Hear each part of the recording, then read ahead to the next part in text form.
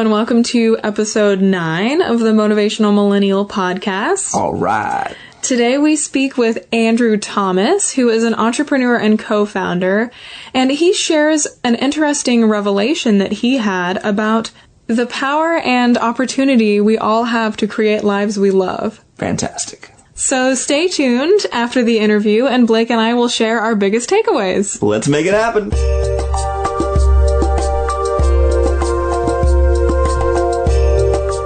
And welcome to the Motivational Millennial Podcast, where we talk with inspiring members of the millennial generation who are living life with a sense of purpose and achieving their dreams. I'm Ivy LeClaire. And I'm Blake Brandis. Our Motivational Millennial guest today is Andrew Thomas. Andrew is a co-founder of Skybell Video Doorbell, a smart home security company with a video doorbell that lets you see who's at your door from a smartphone. Andrew heads business development and platform strategy efforts for Skybell, working with Honeywell, Alarm.com, Nest, Amazon, and more. Andrew is an Internet of Things expert, writes for Inc.com, Forbes, and the Huffington Post blog, and has been interviewed on TV, podcasts, and in print. Thank you so much for being here for our podcast today, Andrew. Absolutely, Ivy. Thanks for having me. Fantastic. So we'd love to hear more about the work that you're doing and why you're so passionate about it. Absolutely. So I founded Skybell with a couple of other founders, and it's like you said, a video doorbell that allows homeowners to see who's at their door from their smartphone. And we started by raising $585,000 on Indiegogo a couple years ago, and since then we've been on a mission to make homes and neighborhoods safer.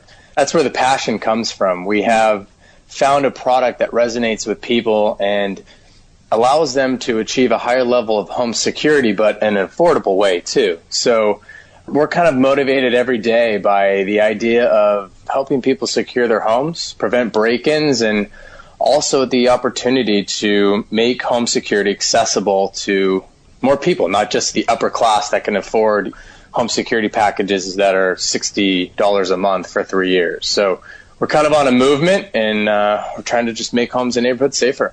Very cool. And how did you get into entrepreneurship, Andrew? You know, for me, it was just a number of small steps. So after I graduated from USC, University of Southern California, I moved to China. I was working for a Google search engine team at the time, but I also ended up moving because I was working remotely. And just one thing to the next led me to provide SEO services for companies abroad and in the United States. And then I came back to America and just started doing more web design and SEO. And I just liked doing it for other customers and other people and working for myself. And then I learned app design, got involved with a group or a company that was making a GPS tracker. And I did SEO and web design and mobile app design for them. And then we ultimately got together and started Skybell. So it's kind of a transition to get to my founding role as a founder of Skybell, but I've been working for myself as an entrepreneur in different ways and different flavors for the last 10 years. Wow. And would you say along that journey that you just described, was there a defining moment that helped you realize your sense of purpose? You know, I think when you say the word purpose, what I feel like I should be doing, waking up every day, I feel like there were a couple of smaller moments, sort of life moments, really. A couple years ago, my grandmother passed away. It's about the same time I ended a relationship that probably wasn't slightly a little more toxic. I think we all kind of go through those. And I kind of just realized that life wasn't about struggle and it shouldn't be about fear. And I realized that life was to be enjoyed. I kind of found my truth. It led me to this idea that when you let go of fear and judgment, you're left with the realization that we might be here purely for the sake of creating and experiencing. And you kind of left me with this idea that life's a blank canvas and we can do whatever we want. If we want to be happy, we can find ways to be happy. If you want to be miserable, you can do that too. I mean, it's all there for us. And so the biggest sort of moment where I realized my purpose was this idea that every day we get to wake up and we can create what we want. And I felt like in a lot of ways at that point in my life, I was creating, I was working for myself, but I could elevate. I had the opportunity to really formalize my startup or my business and go out and work with better and bigger clients and amplify my purpose, which was creating value for other people. As an entrepreneur, As a founder of Skybell, I think it's the coolest thing in the world that you can wake up every day and just decide that you want to create something from nothing. And right now I'm making video doorbells, and tomorrow I might be doing something else, but I found that my purpose is in creating, and that's kind of how I got there. That's great. I love that. And it's something that you said about releasing fear and the power of releasing fear. It's amazing because in a way, the work that you're doing right now with Skybell is allowing people to release fear around their home and their home security. It is.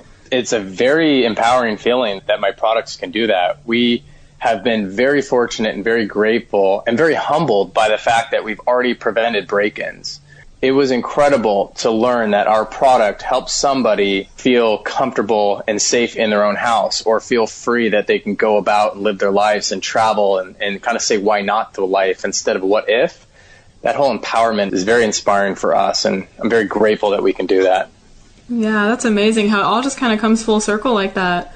So since you found your sense of purpose about creativity and living life to the fullest, what do you feel like has been the biggest challenge that you've faced, and how did you find that you overcame it?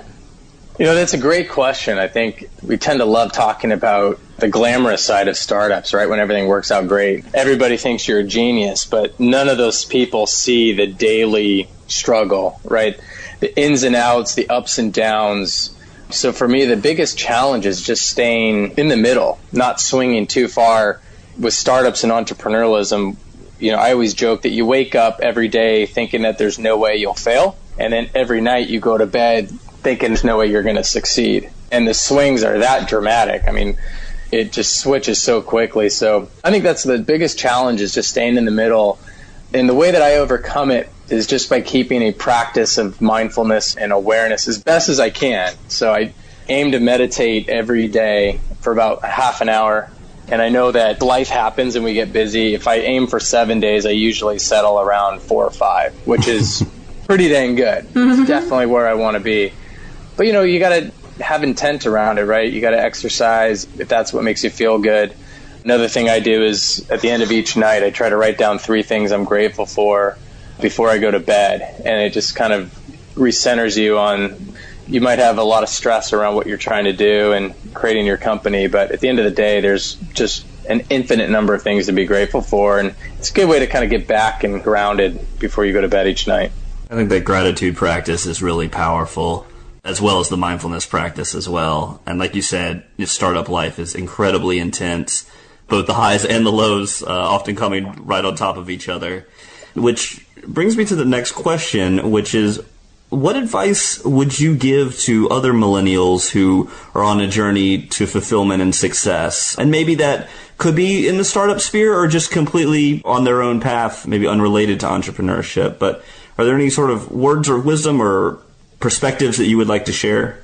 It's another great question. I think we could probably have a whole session on this, right? It's like, I'm 31 now. There's a lot of stuff I've learned in the last 10 years I'd love to share. But the big ones that stand out is, I think that curiosity is underrated. I think there's so much intensity around needing to know what you're going to do for the rest of your life when you're in college and all the pressure around that. I graduated from school and moved to China 2 months later. I loved living abroad for a year. I lived in Shanghai. I had to relearn how to order food, how to talk, how to communicate.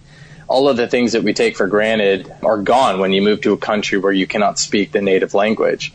So there's this idea that you get to start from scratch, start relearning things. That just came out of a curiosity. I read a lot about different things. So I would say entertain your curiosities. Not everything has to lead to something.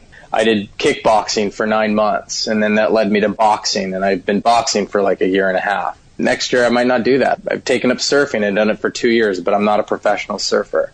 Try things. Find out what you like. I think every time you try something, you're that much closer to finding your purpose and finding the thing that really vibrates well with you. So I would say curiosity. And then another thing, more life, is not putting so much pressure on any one given moment. I think when I look back, I really put a lot of pressure, like every next task or negotiation or decision was going to be life altering. And you realize that success in life is really a matter of a lot of small, intentful victories and less about like one big moment. So I think I would have liked to have lessened the intensity around. I love the fact that I cared, but I didn't love the fact that it caused anxiety and got me exhausted. I wasted so much energy worrying about stuff like that. So my advice to young aspiring entrepreneurs is try a bunch of different things and make every single thing life or death, because it's not. I love what you're saying about everything, but the curiosity thing really jumps out. It's so amazing because it's something that I've actually been thinking about because, yeah, in this journey, whether we're doing entrepreneurial work or we're, pursuing a creative journey or whatever path toward fulfillment that we're pursuing, there's a lot of opportunity to experience new things, to have hope. And along with that, it's giving us, like you said, it's combining, not putting too much pressure on every single possible thing that you do. So like even just going, I'm going to explore this, take this cooking class. Or when we're doing the entrepreneurial work, like I am going to talk to a speaking coach this week, and next week I'm going to talk to. It's providing you with all of these insights and all of these different avenues that may end up all combining and informing to these new opportunities. And it reminds me of something a friend of mine said. I used to be in this crazy habit of going to a place that I love to eat and ordering the exact same thing every single time because it was like this comforting staple. And I went to lunch one time with someone and he said, yeah, it's amazing how you try something and you love it so much that you never want to try anything new again. It's like, since sort of embracing that, my world has opened up not just in the culinary area, but like exactly what you're saying in terms of exploring purpose and opportunities for yourself. I agree. It's funny you brought up food because a good example of this is a couple years ago I wanted to learn how to cook, and I didn't want to learn how to become a chef. I just wanted to learn how to cook. Mm-hmm. So I learned how to cook, and I was like, I saw Bourdain on Sri Lanka and started doing more research on Sri Lankan food and got super curious. And I couldn't find any restaurants. So I'm like, well, screw it. I'm just going to make some Sri Lankan food. So I bought all these spices, went on YouTube, and learned how to make some Sri Lankan dishes. And it was perfect. Like, I only learned how to make 2 or 3 of them. And then that was it. And it was like this fun little period of experimenting and tasting different spices and flavors. And it's like, okay, this is cool. I don't have to learn the whole cookbook to be enjoying this Sri Lankan experience. I had it. It was cool. Now I know more about that culture and that food, and I can move on. So it's fun just to like dabble in little sorts of things like that. It is. And you never know what kind of opportunities might come up that you hadn't anticipated just by your decision to pursue that. Like, what if you had been at the grocery store buying all of your spices for Sri Lankan food, and then you met this totally amazing person that then you're like best friends with them, and then you're going to travel all over. You really don't know what's going to come of these decisions. All it comes down to is saying yes, and like you said, being open to curiosity. Yeah, I agree. It's fun. I'm curious, Andrew, when you were doing boxing and learning how to surf, what did those experiences teach you in your journey? Or through that process, were there some things that you learned about yourself or about your path? There definitely was, and surfing most so. I learned how to surf maybe a year before I started Skybell, so that's probably 3 or 4 years ago. I was living in Newport Beach, California, across the street from the water, and I had never learned how to surf, even though I'm from Southern California. And I had roommates who surfed. I said, this is ridiculous. I'm going to learn how to surf.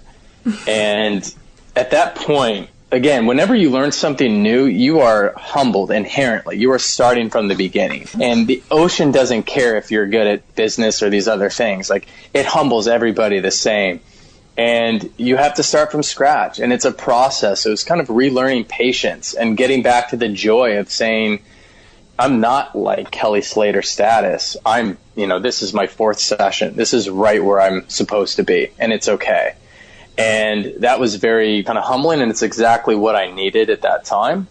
And then surfing too, inherent to the actual activity is this rhythm. So when you are on the water, this wave comes to you, right? You didn't do anything, right? This wave just comes. And as a surfer, if you want to have a good ride, it's your job to get in the right position and match the flow of the wave. So if the wave is going to the right, you go to the right. And in life, it's kind of like that. Like when things are going one way, you should recognize it and flow with it. And a lot of the problems and the struggle in life is created by the friction of wanting to push things in our own direction or control them. But in surfing, you don't get to control this wave. If it's going right, you want to go left, well, go right ahead. You're going to wipe out. It'll take care of that real quick. So you learn to just go with the flow. And that was also a really fun thing to learn, of just matching rhythms. And, surfing too, I mean, God, I could go on for days. Sometimes the break is good. Sometimes it's bad. Tough luck. That's life, right? Sometimes you got to wait 10 minutes for the next set of waves to come through. So instead of getting pissed, like, you sit there on the water and you're just like almost meditative in the beauty of nature. I recommend to everybody, if you can, if you have the opportunity to try surfing, it's so cool. And then boxing was, again, a different part. That was the last couple years, a year or two, where it was fun to sort of express more power. Boxing is a state of flowing in between defense and offense. And there's a lot of parallels into business there, too, about improvisations. And you can't always be thinking about attacking or playing defense. You have to be aware of both and improvise what the other person is doing. So two different sides of the spectrum there, surfing and boxing, but both equally powerful for learning and taking conclusions, back into the other areas of your life. And I would say the other thing about boxing, which is cool, is if I go run and exercise and I run, I will think about my problems while I run. When you get into the ring and you spar with somebody, you don't think about your problems. If you think about your problems, you're going to get punched in the face. So it's like a very good teacher. It's like, okay, you can sit there and work out your problems, or you can get in the flow of the moment and react and feel this rhythm of going in between punching and blocking, these sorts of movements. So whether you like it or not, you're in the moment when you're in the ring, for sure. That's great. I love, with your surfing example, how much it's about the radical acceptance, and then how much the boxing's about being present. I think both are so critical to navigating, like you're saying, in the flow, because so much, I think, of pain and suffering that a lot of us experience on a daily basis is that resistance to the way that things are and not being present, right? It's sort of the two sides of it. So, we don't love the way things are, or things are okay, but we're off worrying about something that's elsewhere or that hasn't happened yet, or we're angry about something that did happen, and we're not in that present moment. So I think those are so seemingly different, but really complementary experiences that you were describing. So thank you. Yeah, you nailed it. And the funny thing is curiosity's led me to both of those things. So again, it's just following curiosity. You'll learn so much. Yeah, I mean, that's exactly what I was thinking, is that is just so much proof of how exploring new things has provided you with skills and perspective that's helped you continue pursuing your dreams and your passion and informed you in that way. And that's so amazing. So you talked a little bit earlier about how you get up in the morning, you end up meditating several times a week. What else does a great morning where you get up and it's ideally how you set up your day and you're going to go out there and you're going to kick butt? What does that look like for you? My ideal morning starts with a meditation, for sure. I'm happy if I can get up maybe around 6:45 or 7. I do a half an hour meditation, and up to a half an hour meditation. Usually it's 20 to 30 minutes. And then I like to go make my caffeine of choice, which is green tea. So I make a cup of tea and then I write. I do creative writing, or if I'm writing an article for Inc. or others, I'll just try to get 15 to 20 minutes of writing down. And the key there in that moment is trying to write without judgment. And this is a hard thing. So I speak as if it's easy. It's not. What's funny is if I write with my eyes open, it's terrible. If I write with my eyes closed, it becomes a lot better. So I actually close my eyes and type and just forgive the corrections and correct those misspellings later. And I just try to write. I just try to get words out of my brain more or less. And then I kind of get into my to-do list. So that's sort of my morning routine if I'm not on the road traveling. But I like to meditate, and then I like to write creatively, and that's usually good morning for me. And then the only other routine I have that helps is that nighttime routine, right, where you write down your gratitude. And I feel like that helps me have a good morning because it just kind of closes out the day. And I have a good sense of gratitude, a good sense of contentment over the fact that the day is over and I did the things that I did. Gives you a clean slate for the next day. So that's good. Hopefully it's a good night's sleep. Wake up, meditate, write, and then get after it. Well, what's important to you about taking those 15, 20 minutes to do some creative writing? I do that creative writing because I'm not a good writer, and I want to be. And you got to practice. It's like anything else. At least sometimes I don't feel like I'm a good writer. So I like to just have a moment where, again, I can suspend judgment. There's no grade. There's no editor that's going to look at this. Let's just write. And some days it's a blog post to talk about an event, like I spoke at South by, and I wrote a blog post about South by and that experience. Sometimes it's me trying to work through an article, and then sometimes it's just writing down thoughts. Like, what am I trying to process for myself? Goals or anxieties, frictions, fears, whatever it is. That moment of time, that 15 minutes, is just to get something to flow through me. And in the form of writing, it also, I think, helps me become a better writer. Speaking of your writing, I really loved your article on millennials that you wrote in Forbes.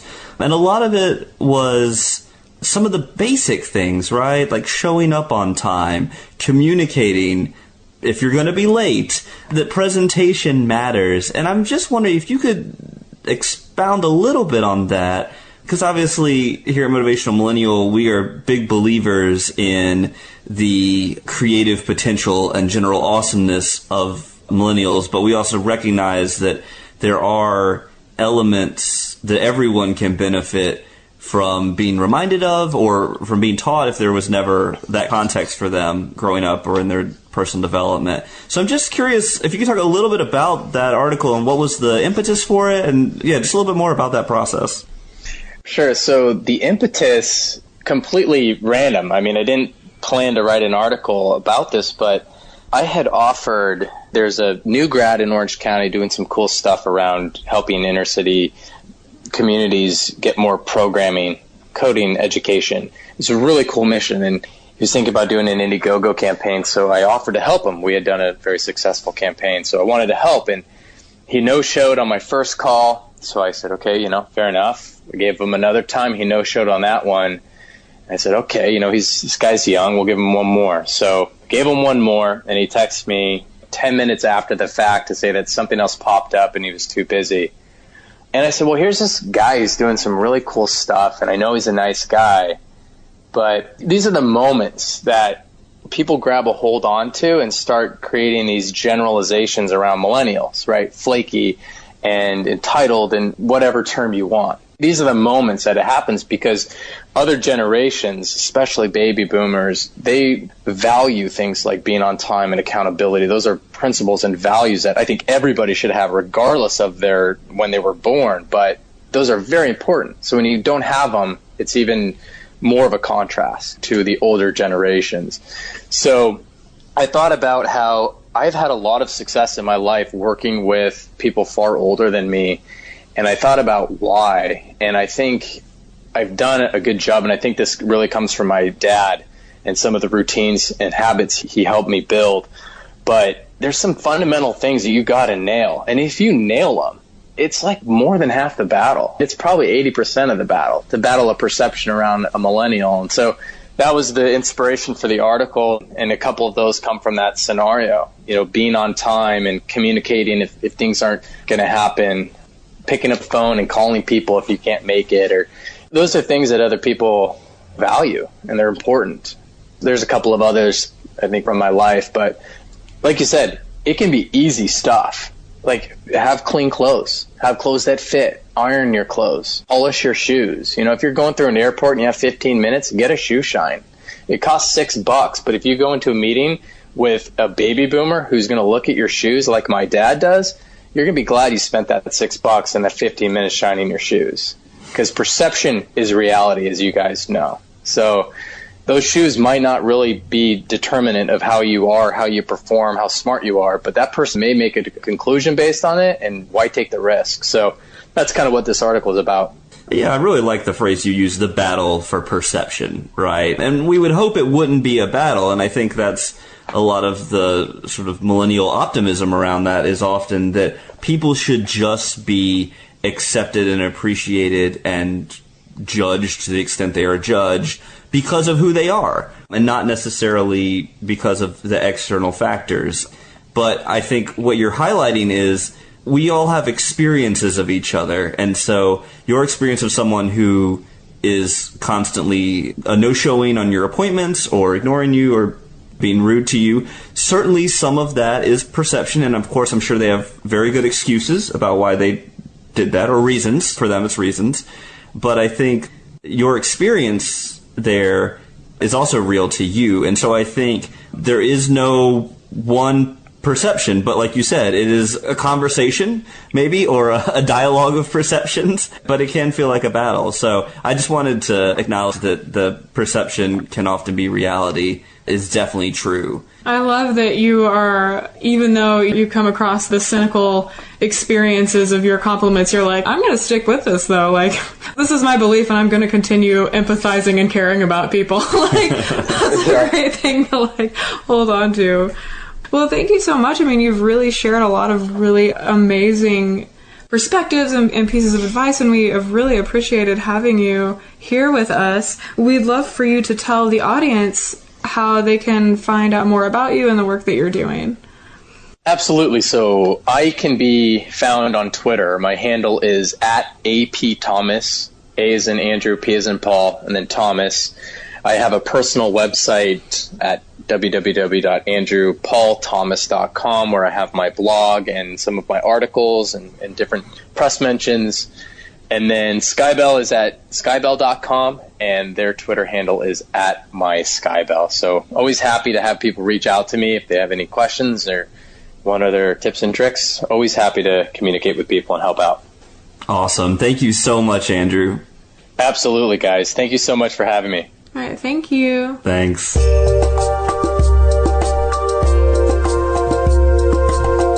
The Motivational Millennial Podcast is supported by Motivational Millennial Workshops. Whether your desire is to connect with other millennials or to provide personal or professional development opportunities to your community, our workshops are customized for your needs. Visit www.motivationalmillennial.com/workshops to learn more. Welcome to the after show for Andrew Thomas. What a great conversation. That was very cool. Yeah, absolutely. I will say that for me, my biggest takeaway was when he was talking about his biggest challenge, one of the things that he said really stuck out to me. And it was about how when you're in the startup world or entrepreneurial world, you often wake up in the morning feeling like you are absolutely going to succeed and that you can't fail. And by the end of the night, you go to bed feeling like you're absolutely going to fail and you can't think of any way to succeed. And just the honesty behind that range and how quick that it can happen, one, I felt very validating. And I hear stories like this over and over again, not to mention experiencing it in my own life, knowing that there's such clarity in one moment, but when there isn't clarity, trying to be okay with the fact that there isn't clarity. And I really loved that his solution for it is gratitude and a gratitude journal. It's just so simple and straightforward. And I think I want to start doing that because gratitude is a practice that I actively try to implement throughout the day. But one of the reasons I think this sticks out to me is that I often wake up in the middle of the night, which I know many of us do, and immediately begin worrying about everything. And I've tried so many different things to go back to sleep. And it's been reading, watching TV, listening to meditations. But the thing recently that's been working for me is gratitude.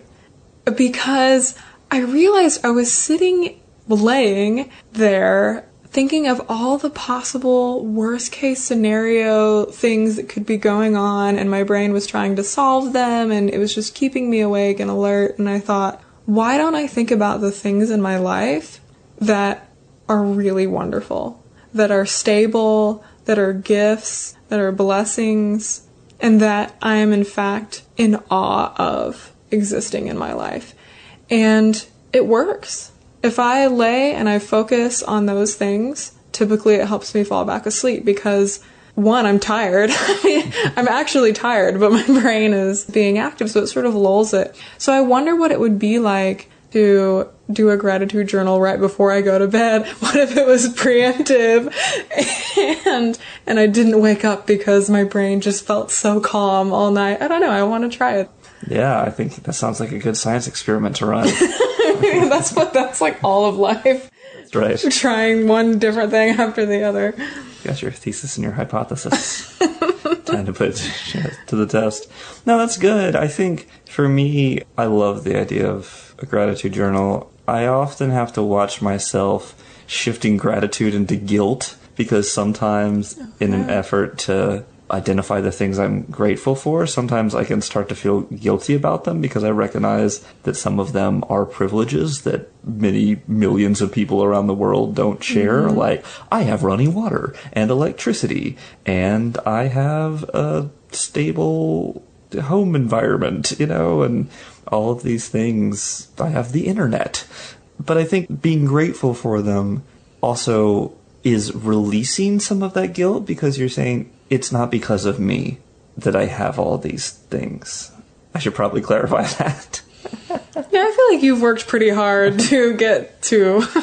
I mean, it's a combination of your personal effort and a lot of other things. Like, there are things that you are grateful for. I imagine that you had a hand in bringing into your life. Yes, that's true. Maybe this is part of my guilt. I know, I gave him a look because I thought... It's so amazing, actually, because... I'm feeling, for me, I grew up sort of in between. I definitely had some influence from my grandparents that was very stable financially, and then I also had some influence that was more situational poverty. I had both of those things. And it's amazing how, for many of us, especially if we're having to work really hard to get to something, and then we get to it and we achieve it, but then we can't let ourselves enjoy having achieved it. You worked really hard to get your PhD, and, that's something to be really proud of. But I think that what you're experiencing is what a lot of us experience in working really hard to get something, or even if we don't, and, to have something really beautiful in our lives and then... It's such irony. It's such irony that we do this effort to get there and then we can't enjoy it. That's true. Well, it's like Andrew was saying about sort of not being present, right? There's often a lot of future projection that can happen as well. And so if I just get this, I'm going to be happy. But, I got it. And now I'm guilty. Yeah, exactly. Yeah, there's this where we don't let ourselves win. One of the other things Andrew said that I really liked when he was talking about surfing was this idea that when you're starting out surfing, you're not going to be great at it. And that's a metaphor for so many things in our lives when we start out. And some things we accept that. I think certainly surfing might be one of those things that we would just accept. Okay, yeah, I'm not going to be able to ride a giant wave the first time I go out there. But with other things, like maybe starting a business, we're like, I'm going to be profitable in the first month. Apparently my inner entrepreneur is Southern. I'm going to be profitable in the first month. And it's going to be great. But there are a lot of other things in our lives, like, I'm suddenly going to be able to exercise every single day perfectly. Yeah. Or, I'm going to change my eating habits overnight. And I think we place these unrealistic expectations on ourselves that cause us, ironically enough, to not succeed or to quit because we feel like we're a failure. And that's something Ivy and I talk about with the motivational assemblies to the students. If they aren't great at math initially, that doesn't mean they're always going to be bad at math just because they didn't do well on one test or a few tests or a class, because that's the story we tell ourselves. But I think setting those expectations is really powerful. Yeah, and when we set those expectations and we work hard, then it's totally appropriate for us to feel proud of ourselves. It's totally appropriate for Andrew to feel proud of himself when he is finally getting up on those waves because he stuck to it, and to feel gratitude for that. So which many of us are wanting to grow and wanting to get better and wanting to succeed, we've got to allow ourselves the small wins, I think. I mean, I know I need to do that for myself too. You know, that's what, for me, what the gratitude is like allowing a check-in for, okay, what's going right? Mm-hmm. Well, because it's so easy to criticize ourselves for all the things that are going wrong or could go wrong or we think will go wrong. And how much time do we spend worrying and thinking about those things versus, celebrating the wins? That's a great observation, how closely connected gratitude and celebration are. So thank you. This has been a great therapy session. Coaching? No, I'm just kidding. No, it's been good. But thank you all for listening to this wonderful conversation with Andrew. And thank you, Ivy, for a fun after show. Yeah, I feel thank like you. I've had a personal journey of discovery in these last 10 minutes here. Oh, it's fun. And thank you all for listening to this show. And we're looking forward to seeing you in the next episode. Take care.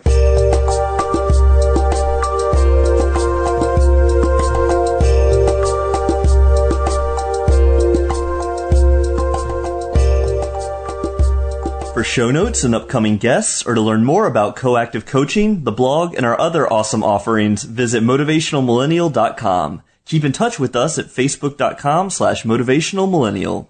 We'd love to hear from you. Shoot us an email with your thoughts, comments, and suggestions at podcast@motivationalmillennial.com. And tell us who you might like to hear from, or if you think you or anyone you know would be good for the show.